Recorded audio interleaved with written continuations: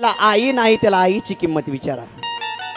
एखाद्या लहानशा जर बाळाला विचारलं की बाबा तुला आई नसताना कसं वाटतं का, तुला काय तिचं घेणं देणं नाही, पोरगा आपचूक सांगून जाईल स्वामी तिन्ही जगाचा विलवाण्या बाळाची, विलवाण्या बाळाची आई वाचून वाट वळती,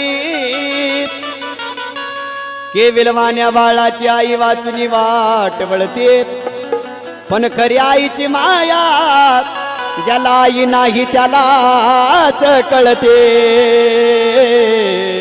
ज्याला आई नाही त्यालाच कळते।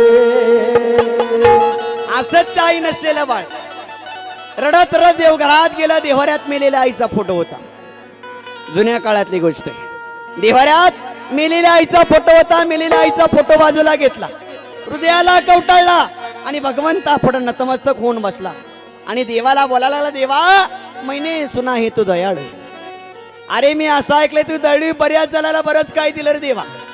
देवा प्रल्हाद करता स्तंभातून प्रकट झाला, उपमन्यू करता दुधर वाटीसाठी शिर्याचा सागर दिला।